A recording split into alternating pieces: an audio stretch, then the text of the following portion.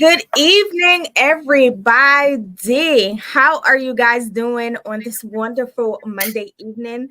Come on in. As you come in, do me a favor and share tonight's live. We want to make sure that we get as many people as possible. We get the word out to as many people as possible. So I am going to share too, so I can make sure that I do my part. And so I need you guys to help me out and do your part and make sure that you are sharing because tonight's conversation is going to be phenomenal. So come on in, come on in. I know how we like to do. Some people like to watch behind the video. Don't watch behind the video. Come into the live. Let's make sure that we see all of y'all. We want to have some conversation. We want to interact. We want to be able to talk to you and be able to see your comments because tonight's conversation is going to be amazing. So go ahead and share. Like I said, I'm doing my part too.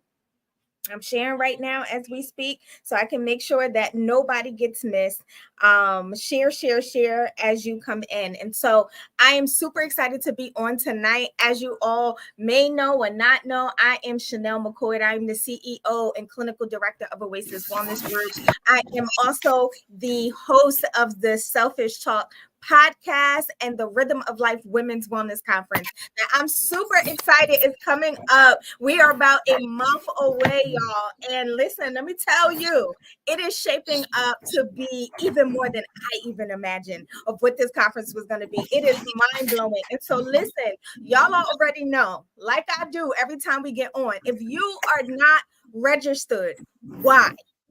I don't understand at this point, ladies, why you are not registered for this conference. We're going to have an amazing time. We got a DJ secured, so we're just going to have a good time. She's going to MC for us. We got some amazing panelists. We have some phenomenal speakers, and we just have an all-around good time planned for you. You want to be in the building. And listen, y'all, today is the last day to register as a VIP. If you want the VIP treatment with the VIP seating and the VIP luncheon and special VIP session and a VIP t-shirt and a VIP swag bag, you need to go to the website right now. You need to register, as at 11:59 p.m. VIP will no longer be an option to register. So listen, make sure you are in the building. You are in the building. And some of y'all already know tonight I'm doing a raffle. I put a raffle out. So tonight we're going to be doing a raffle live where we're going to be giving away one regular registration and we're going to give away one VIP spot. So you got to keep watching, because I may decide to do that at any point during this conversation. So you just got to keep watching. But I am super excited tonight. I see y'all coming in. I have one of not only a panelist for the conference on with me tonight, but also one of the contributing authors to the Girl Be Selfish anthology. This is my sister. We met in college. We met, what was that, like 2010? At this point, when was that? No, we graduated in 2010. we met around 2007, 2008. Dang. Okay, so it's been a lot of years. Yeah. We're not going to calculate the years, but it's been a lot of years. And she is literally my sister from another mister, because her dad is my dad. That's Pops no matter what. And so I'm super excited to introduce our guest for tonight, Miss Miyokee St. Florant. Miyokee, introduce yourself to the people and tell them a little bit about you. Hi, good evening, everyone. And Chanel, thank you so much for having me tonight. My name is Miyokee St. Florant. I am the founder of the Foundation for Our Community's Undeniable Success, LLC, also known as Focus. And I'm really, really excited to be joining you guys, not just tonight, but when that conference comes. It's going to be fire. I'm super excited. Listen, I'm getting comments already. That's what I'm talking about, y'all. Come on in. Let's make sure that we see it. I'm super excited tonight, especially for tonight's topic. As we know, the Selfish Talk, we're talking all about self-care. Like that's what it's all about. And when I come up on my speakers, I always think about, okay, what is a good theme that I think fits the speaker? And one of the things, and just watching some of the work that you've been doing that came up for me, is this idea of advocacy. And I was just like, okay, that like there's a powerful thought and idea behind being a selfish advocate, right? When we talk about advocating for ourselves and the necessity of that. And so I want to jump into that conversation tonight. But first, I want you to tell us, what is self-care to you? Great question. So I want to kind of read a little snippet from the chapter that I wrote for the anthology in terms of what self-care is. And Mm-hmm. this is a quote: "Self-care is often misunderstood, confined to external pampering and fleeting moments of superficial indulgence. Yet Mm-hmm. its true essence lies far beneath the surface, in the quiet, tumultuous depths of our inner selves, and the journey of discovery of our own authenticity." Mm-hmm. That is what self-care means to me. I know as a young woman, I would always adorn the outer portions of my body, right? So full face of makeup every time I went out, hair done, nails done, everything did, right? Mm-hmm. But over the years, as I've grown, as I've become a wife, and now a divorcee, a mother, right? All of those things have started to change for me. And I've had Mm-hmm. to realize that self care isn't just about the outward appearance, but it's most importantly about what's going on in the inner parts of us. Mm-hmm. Because what is happening inside will always show itself on the outside. Come on. I love that because one of the things that has been a common themes with all of my authors, and as I've been doing the podcast interviews and doing these live talks, it's funny because this popular understanding of self-care has always been massages, getting your nails done, getting your hair done, all of the things, right? Like you said, all of these things we do on the outer, but we often find that we do those things and it's only lasting for a moment. So Fleeting. then I have to keep getting my hair done. I have to keep getting my nails done. I have to keep going for the massage in order for me to find real peace or find real rest. And so when you talk about this idea of self-care being what's going on the inside of me, that I'm truly taking care of myself, those things come with lasting results rather than the like they say, the popcorn generation, right? We just want it when we want it. We just want it when Absolutely. we want it. For yourself, when did you notice, like what you spoke of, this BCAD kind of situation, right? Mhm. What was the turning point for you when you were just like, okay, wait a minute, I'm doing all this stuff on the outside, but there needs to be something that changes on the inside?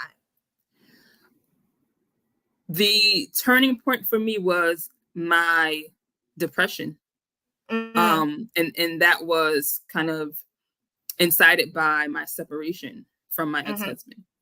And it took those moments of isolation, the moments of insecurity, the moments of feeling unworthy, of feeling unloved, for me to Mm-hmm. realize that for a long time, I was looking outwardly for self-love.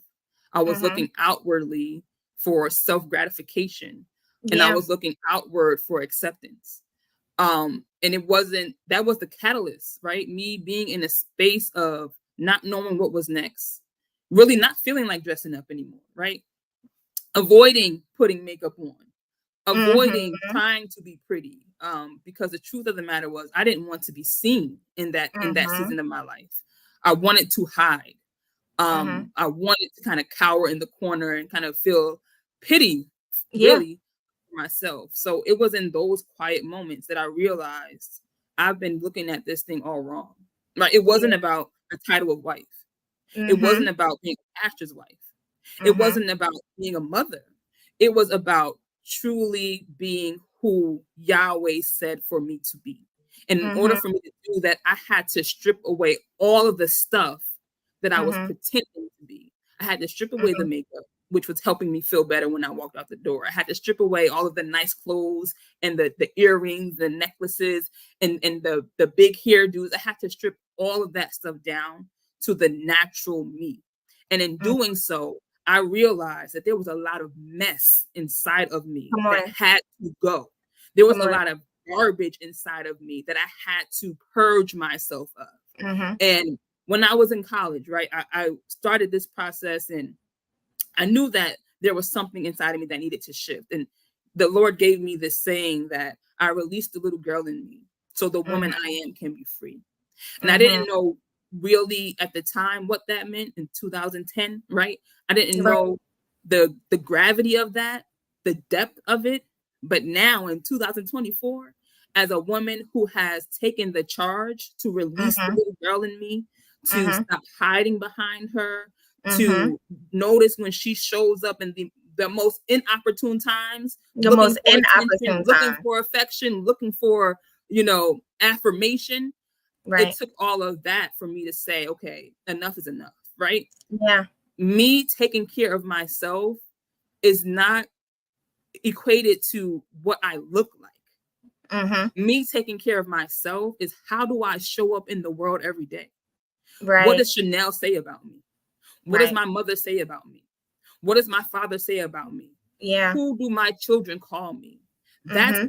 self-care. And if those things are not the most beautiful, edifying, righteous words, then I got some work to do, because I Right. need to be showing up every day in the image of my creator. And if Yeah. I cannot do that, and if I am not doing that, there's something in the way, there's a blockage there, and I got to deal with it. Yeah. It reminds me, oftentimes I talk with validation is such a huge thing, especially for women. Yep. Not to say that men don't deal with this, because men do deal with it. And it's a hidden thing that men deal with. That's a whole other conversation, a whole nother, for another day. But this idea of validation, just in terms of when we live for the validation of what's happening on the outside, we also die by it. We will also die by it, because all it takes is one day, if I got to be all done up, right? And if people only acknowledge me and validate me, if I look a certain way or I act a certain way, or if I'm a people pleaser or how I show up or whatever, then what happens on the next day when they decide that they're going to ignore you? What happens the next day when they decide that you don't matter anymore, right? And so you will Exactly. always live your life in such a way where it's just like for everyone else, living in such a way that's for everyone else. And I really believe that real self-care is, and so here's the thing, even, we talked about the theme of the conference being selfish. Like, let's make no mistake, and we're not teaching people to be arrogant, we're not teaching people to be self-serving, but what we are teaching people is that I can serve you better when I've served myself first, right? Absolutely. Love your neighbor as you love yourself. I can't love my neighbor as I love myself if I don't love myself. I have to truly understand that I am worthy, that I am important, that all the goodness that I give out to other people, I got to give that goodness to myself too, right? Like, we are important, and we live in such a self-sabotaging and self-sacrificing way, where we give of all of ourselves and we don't replenish ourselves. And then guess what? Your children get your sloppy leftovers. Your family get whatever little bit that you have left over, the little tiny bit that you have left over. And we think we're doing good because Yeah. we're like, oh, well, I'm still, I'm still momming, or I'm still wifing, or I'm still working, I'm still doing all the things. But everybody around you can see that you're not good and you're not giving them the best. Imagine how that looks when people experience your overflow. When I'm full, when I know I'm loved, when I'm walking in the right way, when I got my head held high, when I know who God created me to be, and all of that, and I walk in that, the people around me get something different. Like, my husband gets something different out of me, rather than me just walking around giving whatever sloppy seconds I have to offer. And so this idea of self-care, it's so important, and being selfish is so important, and not selfish where I'm trying to say that it's all about me, but it needs to be enough about me so that I can show up, as you said, in the world in a different way. And so when we talk about this idea of self-care and being selfish, this idea of selfish advocacy, Mm-hmm. the need to advocate for self, in your words and in your understanding, what is self-advocating, and how do we make that a selfish process? So self-advocacy, put simply, right, is you speaking up for yourself, right? Mm-hmm. Showing up for yourself, believing in yourself. Mm-hmm. Um, and the importance of that is because as people, right, you are the expert on you. You Come on. are supposed to know you. Come on. You're supposed to know your strengths, your weaknesses, your goods and not so goods, your I got Mm-hmm. this, I don't got this. So when I think of selfish advocacy and advocating for myself, it's really me putting myself in a position to get the best out of me, to give my best Mm-hmm. to others. Mm-hmm. Okay, we're talking about being an expert on yourself. If you get sick today and you go to the doctor isn't necessarily going to tell you what's wrong with you first. Come on. The first thing you have to do is relate to them. What are your symptoms? What's going on? Where right. is your pain? Right? Mhm. You have to be the one to target where your pain is. Come You on. have to be the one to deliver the message of, no, this is hurting me. Right? Mhm. And then the doctor will then go in based off of your own analysis of yourself Yeah. and give you a diagnosis. Mhm. The worst thing that could ever happen is that you not know what's going on with you, but then try and relay that information to somebody else, especially in the space where you need help.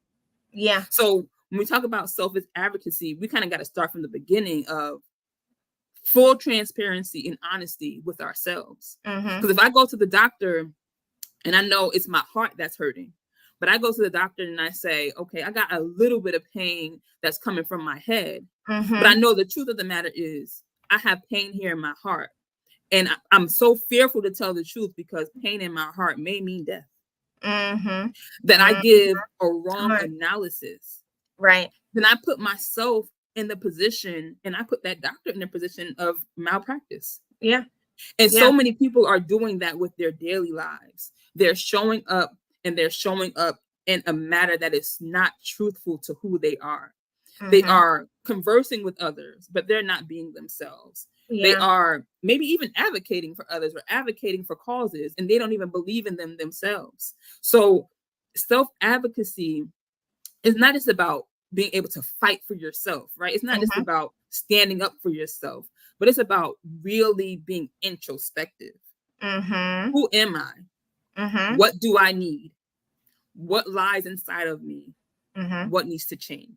Yeah. That's what self-advocacy is. It starts with the self, right? Yeah. Because once you can battle yourself, right? Once you can be honest with yourself, once you can look inward and say, ooh, I'm arrogant. Come on. Once you can look inward and say, ooh, I should not have said that. Come on. Once you can look inward and say, no, I'm not showing up as the best at home. No, I'm not showing up the way I want to as a mother. Right. No, right. I'm not showing up right. as the best daughter I could be, or the best friend that I could be, or the best worker that I can be, the best employee. Once you can look inward and be honest inward, then you can look at others and say, okay, doctor, I have pain in my heart and I'm afraid to die. Can you help me? Yeah. But if we can't do that first part, which is the real self-work, the real self-advocacy of being honest with ourselves, we just create this spiral effect of dishonesty. And then we create this effect of, showing up in the world, but showing up in the world as the most subdued version of ourselves. Yeah. Because we are regretting, or we are avoiding the real process of going inward first in order to show up in a certain way outward. Yeah. So self-advocacy being a two-part process. One, with it being a matter of self-awareness. So I like to talk with my clients, not just being self-aware, but having a radical self-awareness. Like, I need to be so aware of myself that, as you said, nobody else needs to tell me my stuff. Not to say that we don't leave room for people in our life to be able to speak to us and say, okay, you good, sis, because you off or whatever. But oftentimes, Chanel don't really need to be told, because when I'm off, I know. When I was snippy, I know. When I had that attitude, I know. When I didn't show up the best way, I know. Now, people coming to tell me it's okay for people to come into speak into my life, but there's a level of radical self-awareness of me knowing myself and me being so in tune with me when something is off, and then I'm able to speak to that, and I'm able to speak up and say, okay, let me do that. But then also this other part of this process of having a voice. Right. A lot of times we think that walking around and not having a voice and not using our voice means that you're humble. That is not humility. Right. It is not humility because you don't have a voice. One, it reveals that there's probably some trauma somewhere where you feel like you can't speak up, or you never learn to express yourself or speak up for yourself. But two, it doesn't make you humble because you don't speak up for yourself. If anything, it puts you in a worse position. I think about, when I had 8 years ago now, which is like mind blowing to me. Me and my husband had a major miscarriage. And after that happened, after I was hospitalized, after I literally almost lost my life over this process, I realized what was missing was self-advocacy. I was young, it was my first pregnancy, and whatever the doctors and nurses told me, I just went along with it because they're the professionals. They're the doctors, they're the nurses. So I'm just gonna, okay, I expected it. And it wasn't until afterwards when I had a follow-up with my doctor and I told my doctor some of the things I was experiencing and some of the things the nurses were saying to me. And my doctor was like, "Are you sure they said that?" I was like, "Yeah, they said that." She was like, "No, we could have did this, we could have did that, we could have did this, we could have did that." But I didn't know.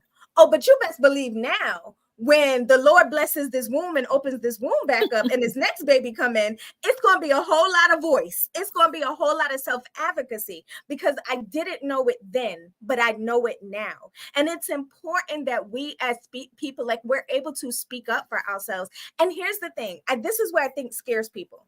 I think sometimes people get scared because when we talk about speaking up for yourself and self-advocacy, it seems like it has to be this aggressive, it has to be Exactly. this nasty, it has to be in your face. Speaking up for yourself does not have to be nasty. It does not have to be aggressive. It doesn't have to be any of that. It's simply, it could be setting a boundary. It could be, sis, I respect what you have to say, but I don't agree, but I still love you.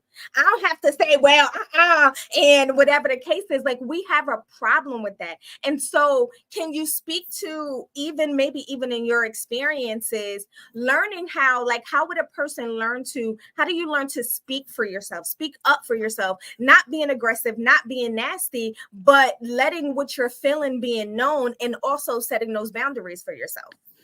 So I think I wanted to pull off of you saying how you spoke to your doctor after Mm-hmm. you went through that traumatic experience and found out, no, right?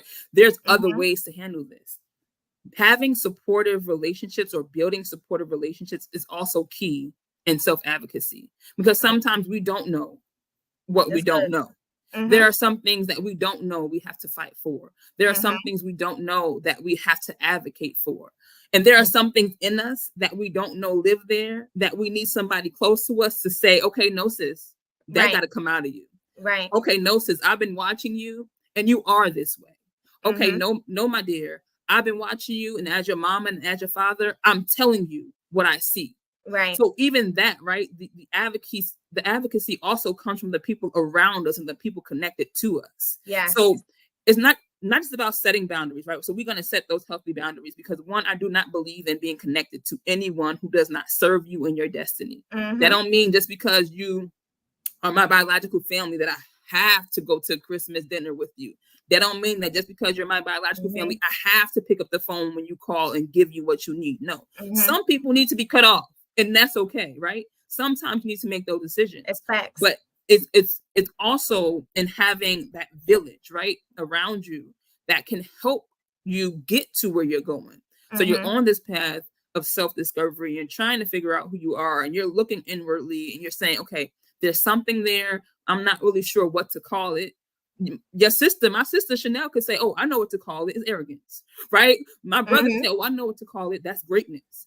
My mom could say, "Oh, I know what to call it. That's you not doing enough. That's you not being big enough. That's you not stepping up to your calling." So we also need those other people, those other factors, the people who know us, the people who are experts in themselves already, right? To train us on how to get to where we need to go. And this thing is kind of like a try. If at first you don't succeed, try again, right? Dust yourself off and try again, like Aaliyah said. Yeah. You have to keep trying and keep trying and keep trying. This is not something that's going to come overnight. Being able to advocate for yourself, it may take you a couple years. It may take you some experiences. It may take you failing 5 times in something for you to really 100%. know what does this process look like and what is it supposed to look like for me. Because it could look different for me. It could look different for you, Chanel. It could look different for somebody else who's watching. Yep. What does this look like for me? And how does this serve me?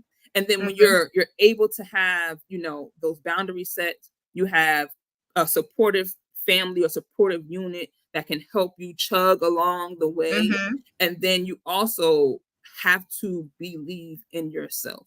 You have to be yourself and then believe in yourself.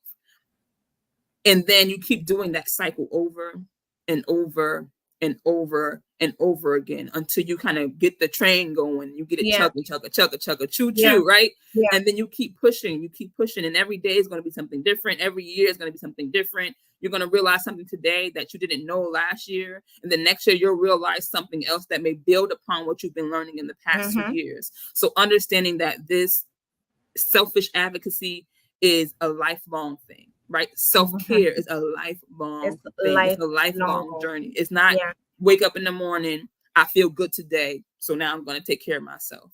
Wake up tomorrow, I don't feel good, so that's not me taking care of myself. No, figure out which seasons you're in, right? The ebbs and the flows of life. Right. And then you just walk through the journny. You walk through the journey. And if you don't succeed today, you make sure you get up tomorrow and you try again. Yeah. And I think it's an important point to note for everybody. It is more important that you engage in those aspects of self-advocacy and self-care and all of that in the moments when you don't feel like it. It is most important that you do it then. Whenever we do the good things when we're feeling good, you're not really teaching yourself anything, right? It's easy to do anything good when I'm feeling good. It's easy to be kind when I'm feeling good. It's easy to give goodness to the world when I'm feeling good, right?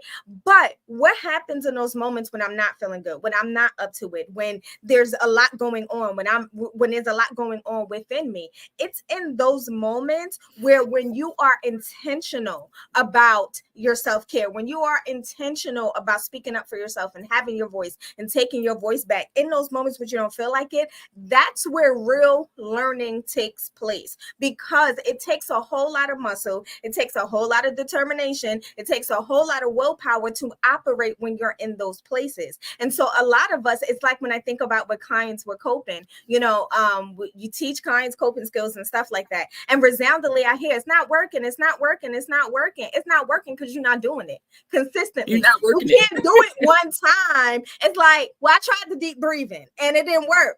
How many times did you try it? Well, I just did it that one time for like 2 seconds.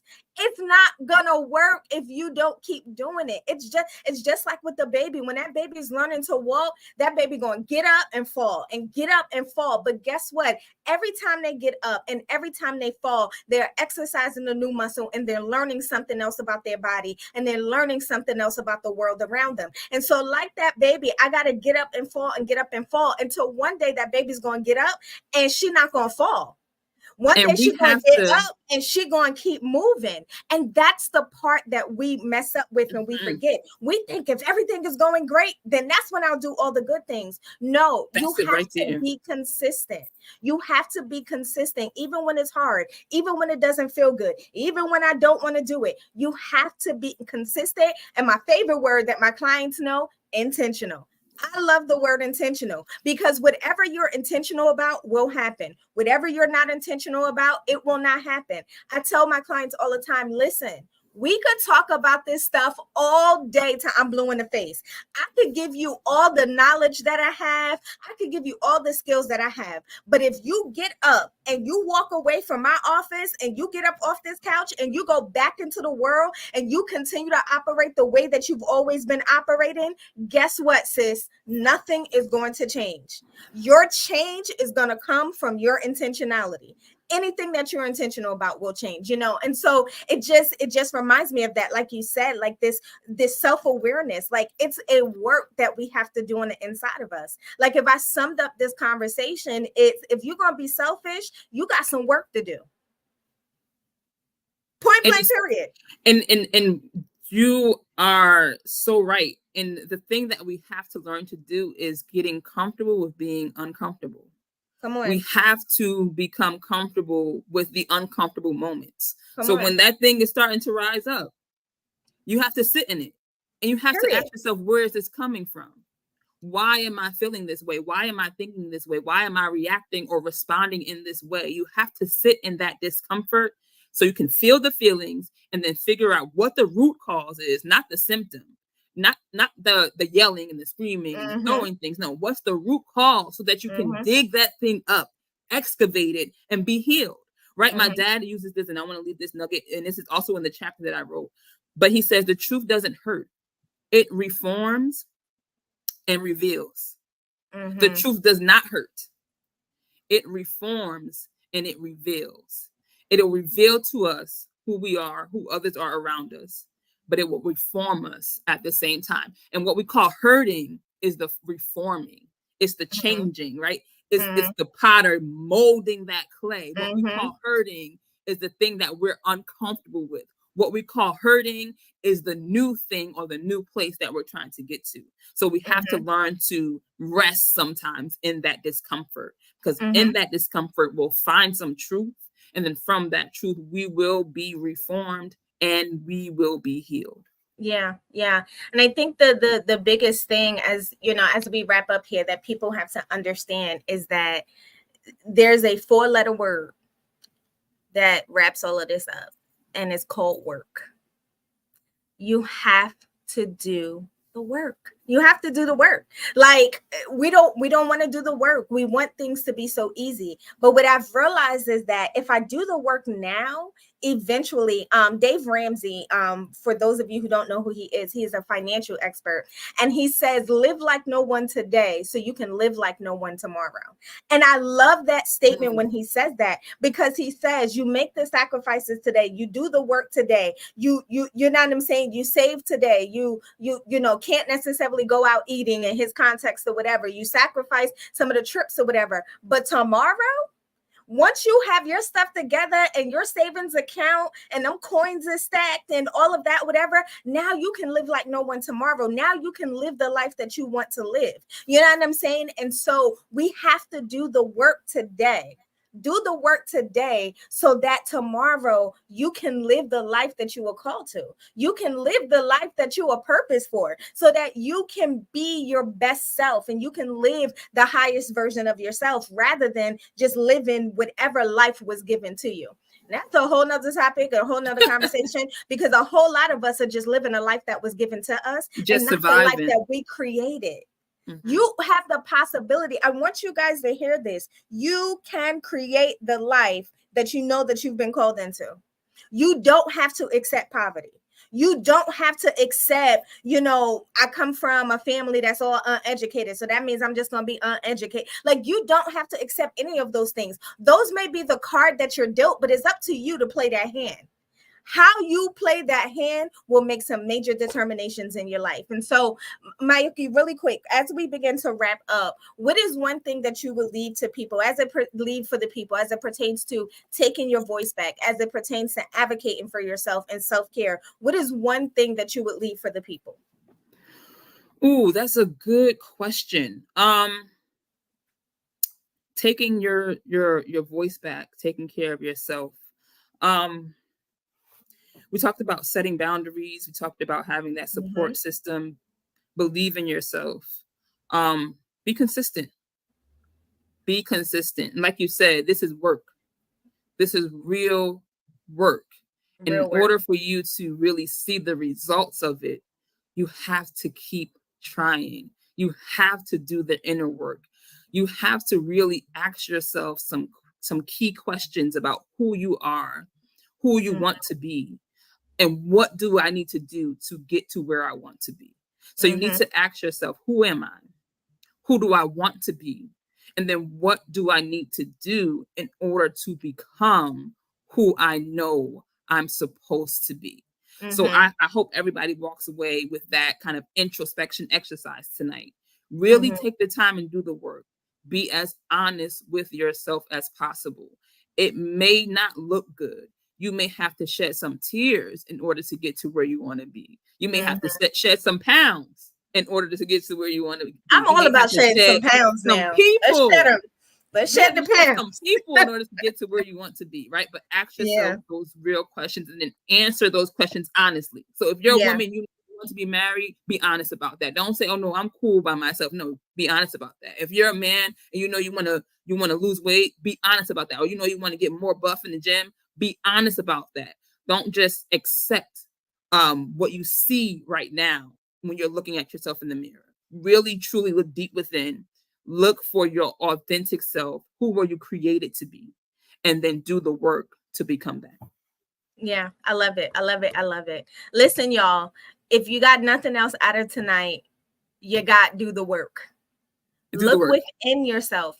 Be honest with yourself, right? It's all a part of that. Because when we talk about having your voice and getting your voice back and advocate for yourself, you want to do that from an authentic place. You want to do that from an authentic place. That's the You only way it can can't work. listen, you can't have a voice if you're not doing that authentically. Because then whose voice are you using, right? We're back at the same starting point that we got to, where you're walking around in this world with something that somebody else placed on you, a narrative that was given to you, as opposed to the life that you created and that you were created for. And so doing the work, radical self-awareness, making sure that you should know yourself better than anyone. You should know yourself better than You anyone are the and be expert on you. able to be honest with yourself more than anyone. You should be able to be honest with yourself more than if anybody comes to you and tells you something, it should simply be confirmation. It should not be new information. If it is new information, then you got some work to do, because that shows that you don't have that level of self-awareness and that level of radical self-awareness, as I like to call it. Absolutely. So good. I'm super excited. Like I said, Miyokee is one of the panelists for the conference. And I'm super excited for the panel because the panel is called The Selfish Fight. The Selfish Fight panel. And I have about 3 or 4 women who are on the panel, and we're going to have a conversation about the fight that it took to get to this place of self-care and the fight that it continues to take. Because listen, as we said, this is a lifetime fight. And as life changes and as new things occur, it is a lifetime fight. So I am super excited. I cannot wait until the conference. Listen, y'all. If you have not registered for the conference, why? Ladies, I'm telling you, listen, we invest. Okay, I'm going to go on a rant for a second. But we invest in a whole lot of things except for the things that's going to help us to be better. And I know that mental health and wellness, it ain't always the sexy thing. You know, it's not the Louis Vuitton purse. But let me tell you something. Here's what I know. What I know is that this conference is going to be life-changing because of the women that are in the room. Like we have women in a room who want to be different, who want to change, who want to transform, right? But also the networking that's going to take place, right? Because we believe in having an environment of networking and you meeting some new people, right? You meeting some people. Like, listen, I'm believing that there's going to be groups of women that's going to come out of this. Like, yo, we met at this conference. Now we're going to hold each other accountable to this wellness journey. You need to be in the building. And so as promised, what I'm going to do real quick, we're going to do this raffle because I know a lot of y'all jumped on tonight because y'all entered the raffle. So let me go ahead and share my screen and we're going to do this raffle. Let's see. I don't know. Can y'all see my screen yet? No. Not yet. All right. It's messing up, y'all. So, I mean, maybe we just can't do the raffle. No, I'm playing. I'm not going to do that to y'all. I don't know if it's doing this. Technology. And I literally tested this before we started, but you know, technology does what it wants to do. Oh, I think I got it. Do I got it? Y'all see my screen? We in there. All right. So we're going to start out with the raffle for general admission, right? So whoever name comes up, and I'm doing it this way with the random name picker, so y'all can see.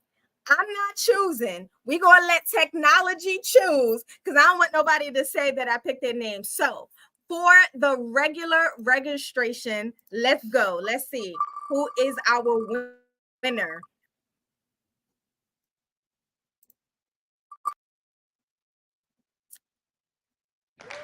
All right, Miss Doris Clemens.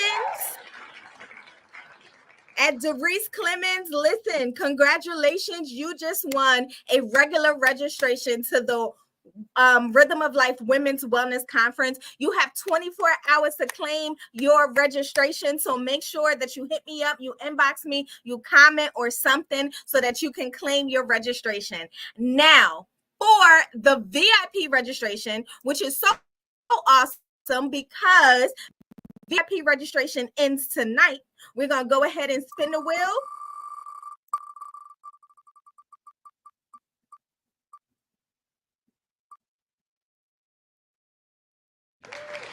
There we have it, Chantel.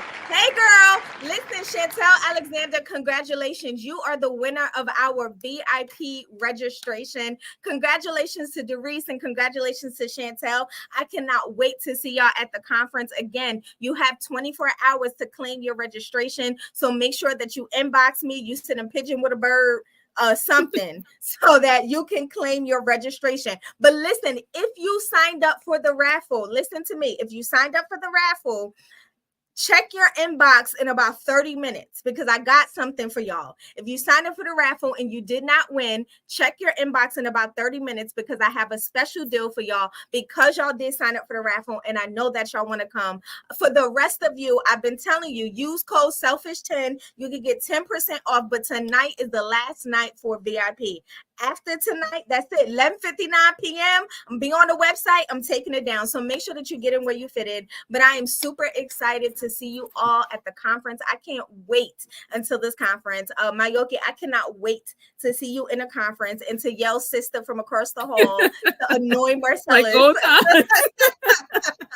To annoy the heck out of him. And thank you so much for being with me tonight, but also thank you for being one of the contributing authors.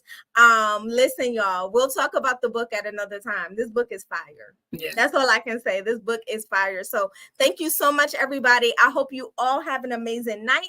And as I say always, stay selfish. Love y'all. Bye, everybody. Bye.